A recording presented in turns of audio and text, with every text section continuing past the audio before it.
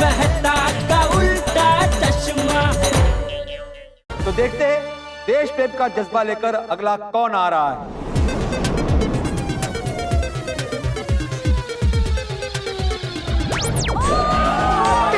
All the best value, value set है ना, all the best, जाओ ऑल द बेस्ट। अरे ये अपना भैलू है ना, कोल के नाटक में एकदम सॉलिड परफॉर्मेंस करता है। एक बार तो उसने स्टेज तोड़ दिया था। वजन की वजह से? नहीं, परफॉर्मेंस की वजह से। अच्छा है? अच्छा, वाह वाह, मजा आएगा फिर तो। वाह भैलू वाह। ओ दादा शांति, जरा शांति। भैलू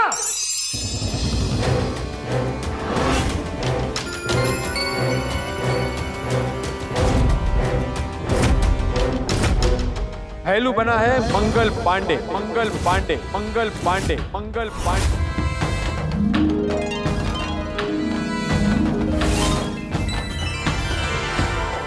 मंगल पांडे ने 1857 की लड़ाई में एक महत्वपूर्ण भूमिका निभाई। उनका जन्म सन 1831 में सामान्य ब्राह्मण परिवार में हुआ था। वे युवा अवस्था में रोजी रोटी के लिए ब्रिटिश ईस्ट इंडिया की सेना में भर्ती हो गए थे और जब उन्हें पता चला कि इनफील्ड 53 राइफल के लिए जो कारतूस इस्तेमाल होते थे उस पे गाय और सुअर की चर्बी मिलाई जाती थी और इसे मुंह से खोलना पड़ता था, जो भारतीय धर्म में निषेध था, तो उन्होंने इस बात का विद्रोह किया। जनाब, इस कारतूस को हम अपने मुंह से नहीं खोलेंगे।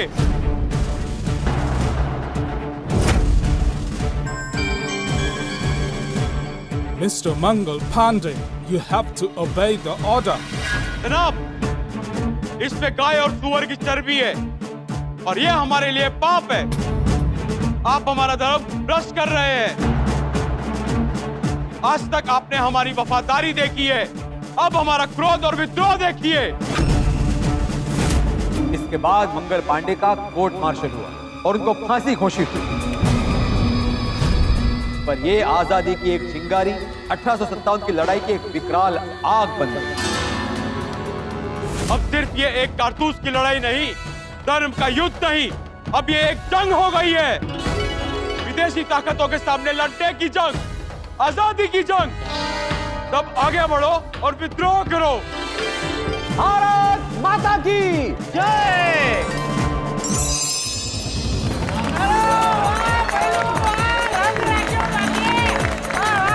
Thank you, thank you, thank you, thank you. वाह पहलू भरा, वाह वो जी स्वाद आ गया। थोड़ी तो क्या खा रहा है?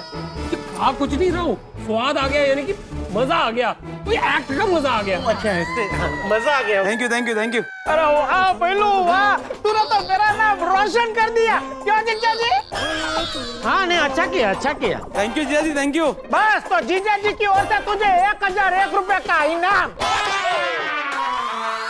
क्या बात है, थैंक यू जीजा जी। 1001 बहुत कम है जेठालाल। कम है?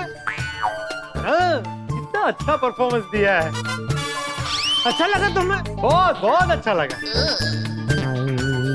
ठीक है तो भाई भैलो 1001 भूल जा, 2001। वाह वाह वाह। हाँ ये हुई ना बात पोपटलाल की तरफ से। ये अरे थैंक यू पोपट भाई। मैं क्या कहता हूँ, इनाम का रहने देते हैं। हम लोग सब मिलकर सबका परफॉर्मेंस एंजॉय करते हैं। क्यों भिड़े? हाँ बिल्कुल, देखिए ये एक वेशभूषा कार्यक्रम है, स्पर्धा नहीं है, तो इसका आनंद लेते हैं और ज्ञान प्राप्त करते हैं। तो अब इस कार्यक्रम को आगे बढ़ाते हैं और देखते हैं अभी कौन आ रहा है।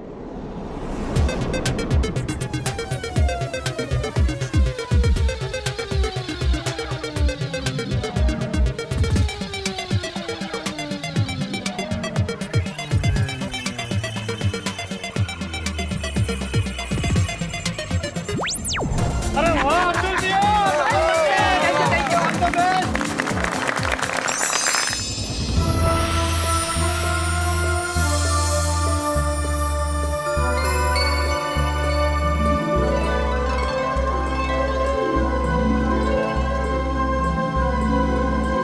हमारे अब्दुल भाई बने हैं मौलाना अबुल कलाम आजाद। आजाद आजाद आजाद आजाद। वाह,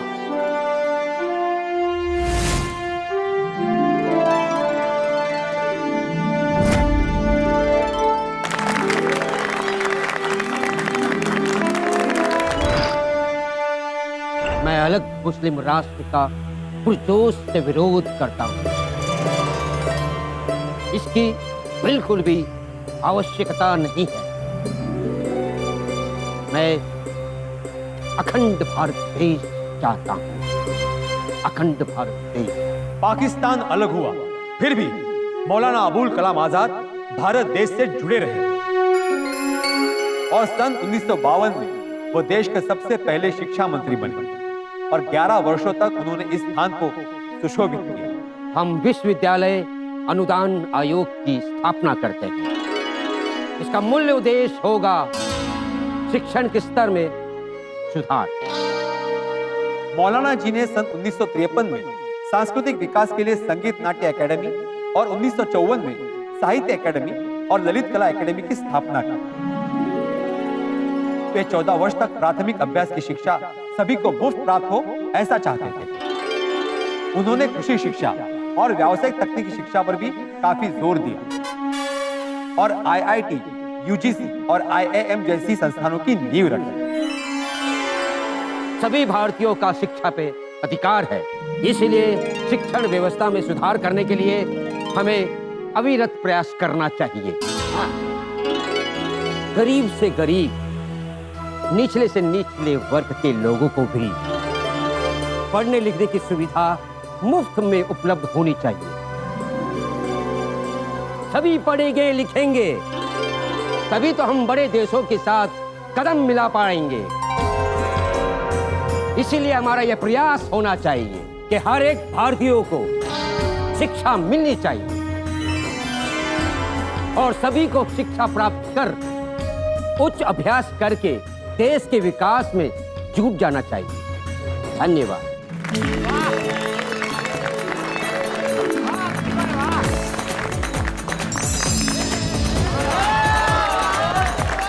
थैंक यू। मौलाना अबुल कलाम आजाद जी ने क्या सीख दी? अशिक्षित को शिक्षा दो, अज्ञानी को ज्ञान। शिक्षा से ही बनेगा भारत देश महान। क्या विचार थे उनके? शिक्षा पे सबका अधिकार होना चाहिए। बिल्कुल सही कहा चाचा जी। क्या सोचती इन महान लोगों की? शिक्षण से ही देश का विकास होता है। बराबर। और एक बड़ी प्रसिद्ध कहावत है, यदि आप एक विद्यालय खोलते हैं तो आप 10 जेल बंद करते हैं। एक विद्यार्थी समाज में निकलता है, वो शिक्षा की अलग जगाता है और सारे राष्ट्र को न केवल चैतन्य करता है बल्कि राष्ट्र को समृद्ध भी करता है। और ऐसी सोच के धनी थे मौलाना अबुल कलाम आजाद। देखते हैं अभी आगे कौन आ रहा है। Who is next?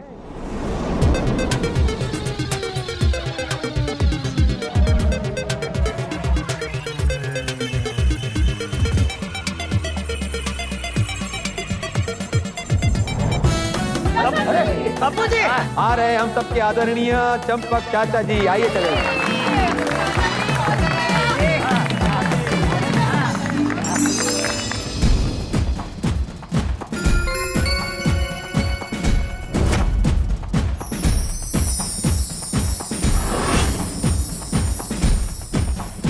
हमारे चंपक चाचा जी बने हैं हम सबके प्यारे और खास करके बच्चों के प्यारे चाचा नेहरू। नेहरू नेहरू नेहरू।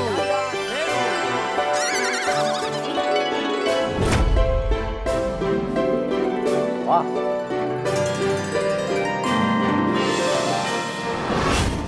चाचा नेहरू आजाद भारत के प्रथम प्रधानमंत्री, कश्मीरी पंडित मोतीलाल नेहरू और माताजी स्वरूप रानी के बड़े बेटे जवाहरलाल नेहरू। स्वतंत्रता की लड़ाई में 9 बार जेल गए। पूरे 3259 दिन उन्होंने जेल में बिताए, यानी कि हम सालों में गिनती करें तो जिंदगी के लगभग 9 साल उन्होंने जेल में बिताए। मेरे प्यारे भारतवासियों, हमारा देश पूर्णतः लोकतांत्रिक परंपरा में विश्वास रखकर आगे बढ़ेगा और धर्मनिरपेक्षता हमारे देश का आधार स्तंभ होगा। नेहरू जी की 15 साल तक की होम स्कूलिंग हुई थी। अच्छे से अच्छे प्राध्यापक और टीचर्स उनको पढ़ाने घर में आते थे। वो इंग्लिश मीडियम में पढ़े, हमेशा सूट बूट में रहते थे, पर गांधी जी के विचारों से प्रेरित होकर वे आजादी की लड़ाई में जुड़ गए और तब से हिंदुस्तान के पारंपरिक वस्त्रों को अपनाकर वो दिल से स्वतंत्र सेनानी बन गए। उन्होंने अपने कारावास के दरमियान discovery of India, glimpses of history और टुवर्ड्स फ्रीडम जैसी किताबें लिखी। आप जानते हैं नेहरूवियन मॉडल ऑफ डेवलपमेंट क्या था? हमारे देश को किसी भी चीज के लिए किसी और देश पर निर्भर न रहना पड़े, इसलिए हमें विज्ञान की छत्र छाया में औद्योगिक विकास करना होगा और उस विकास के लिए हमारा नारा होगा, आराम हराम है, आराम हराम है, आराम हराम है, आराम हराम है, आराम हराम है, आराम हराम है। नेहरू जी हमारे सबसे प्यारे और लोकप्रिय नेता थे।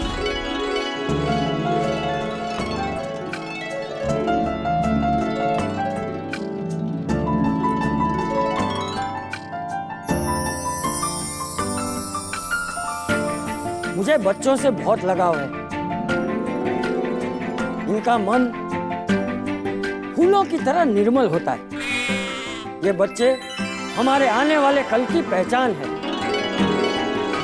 यहाँ आओ बच्चों, मेरे पास आओ, मेरे पास आओ। इन बच्चों को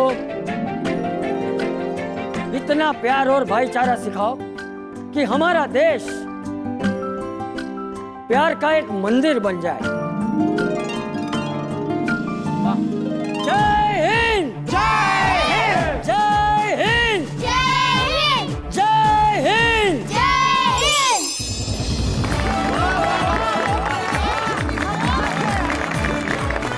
वाह वाह चाचा जी वाह। क्या बात है चाचा जी, आपने हमें एक बहुत ही प्यारा मैसेज दिया। भाईचारा और प्यार मोहब्बत से हमेशा इंसान कितना खुश रह सकता है। वाह वाह बबीता जी वाह, क्या बात कही है आपने, वाह बहुत बढ़िया, बहुत सही बात कही आप। और टप्पू सेना, तो बेटा टप्पू सेना ही क्यों, मैं हम सभी को कहना चाहता हूं कि जो हमारे स्वतंत्रता सेनानी, स्वाधीनता संग्राम के सिपाही, ये महान लोग, इन्होंने इतनी महान बातें कही हैं, लेकिन हम बातों को सुनते हैं और तालियां बजाते हैं। हमें सिर्फ बातों को सुनना नहीं है बल्कि इन्हें जीवन में उतारना। तो चलिए अभी इस प्रोग्राम को आगे बढ़ाते हैं और अभी मैं आमंत्रित करने जा रहा हूं स्पॉटलाइट को।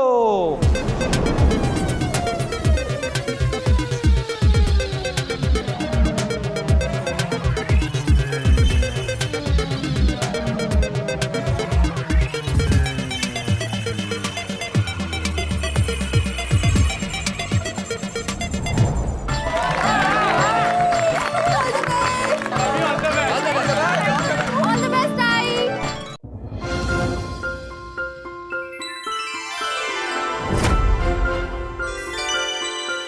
माधवी बनी है अरुणा आसफ अली। आसफ अली, आसफ अली, आसफ अली।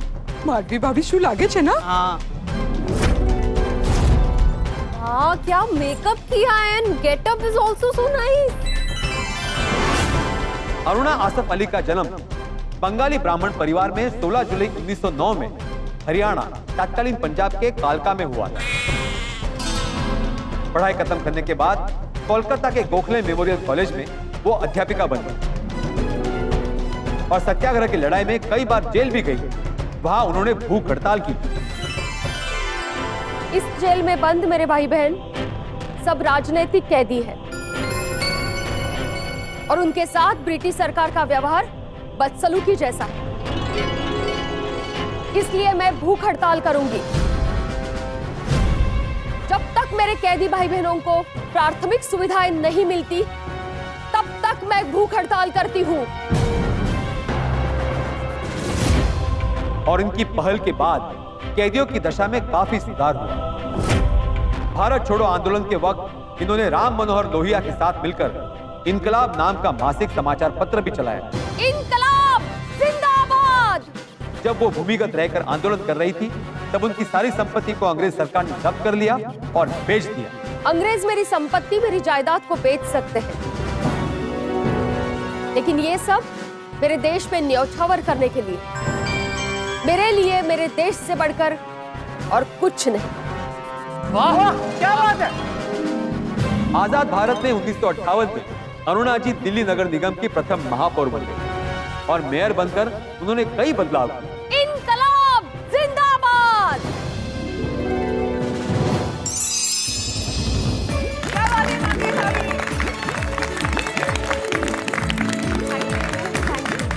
वाह वाह, आई खूप छान।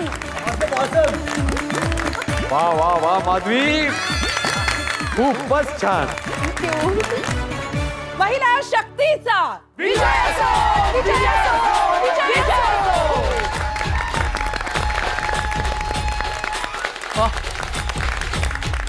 अरे भाई, आजादी का आंदोलन कुछ ऐसा ही था। स्त्री, पुरुष, बुजुर्ग, बच्चे सब जुड़ गए।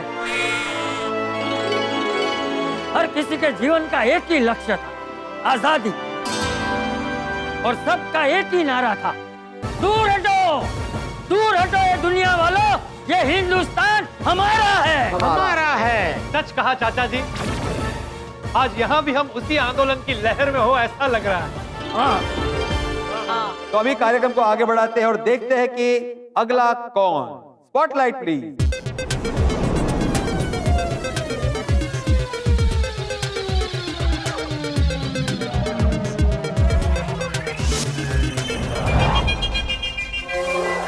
लगता है मेरे पे ही है, मेरे पे ही है, मेरे पे ही है। Okay, thank you.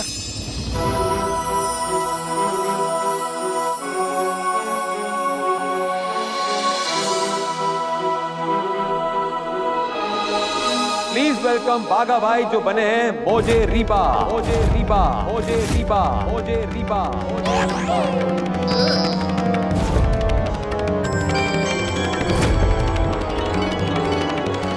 मोजे रीबा जी कौन थे एग्जैक्टली? बोलिए, पेशेंस रख, अभी बाघा भाई बताएंगे तभी देख लेंगे। ऊपर भाई, ये मोजे रीबा कौन है? अरे देखो देखो, अभी पता चल जाएगा। हाँ हाँ, मैं देख रहा हूँ काफी कंफ्यूजन है। आप सोच रहे कि ये मौजे रिबा कौन है।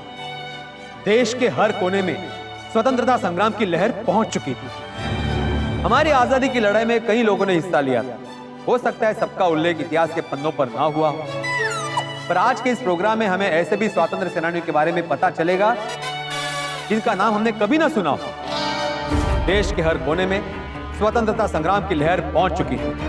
पूर्व, पश्चिम, उत्तर, दक्षिण, इसकी लहर हमारे उत्तर पूर्व राज्यों तक भी पहुंच चुकी है। और वहां के अरुणाचल प्रदेश के अनसंग हीरो थे मोजे रीबा जी। तो देखते हैं मोजे रीबा जी इस लड़ाई में कैसे कूद पड़े।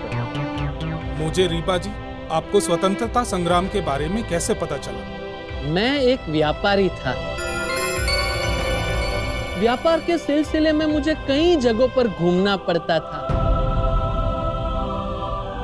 तब मुझे मेरे हिंदी भाषी मित्र मिले।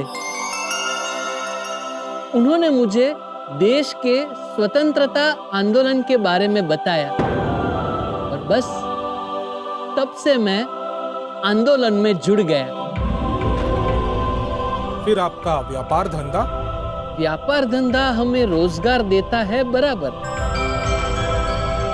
लेकिन अगर मेरा देश आजाद होगा तो ही मैं सर उठाकर जी सकूंगा, ये विचार मेरे मन में आया और मैंने ठान लिया, पहले मेरा देश, मेरा भारत। आजादी के बाद हमारी माननीय प्रधानमंत्री श्रीमती इंदिरा गांधी जी ने मोजे रीबा जी का ताम्रपत्र देकर सम्मान किया था।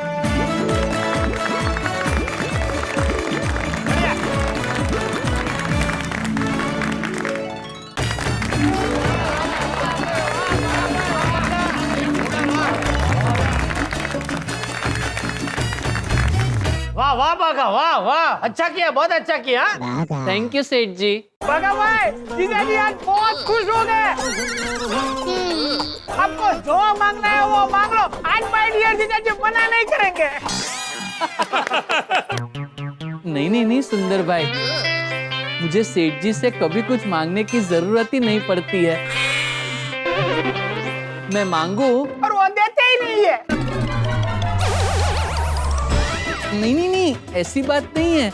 मैं मांगू उससे पहले ही सेठ जी मुझे दे देते हैं। वाह जी, सुना सुंदर, अभी तो शांति से प्रोग्राम देख भाई, बीच बीच में बोल मत भाई। हाँ, अरे माय डियर जीजा जी, मैं तो मजाक कर रहा था।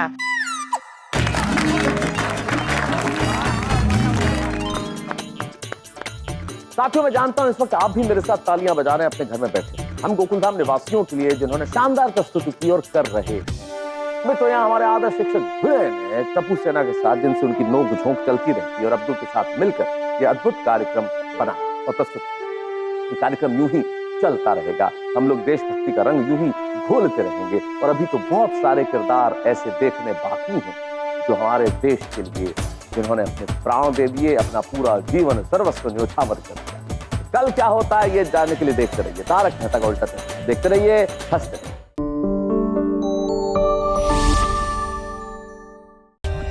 For more updates, subscribe to our channel, click the show links and enjoy watching the videos.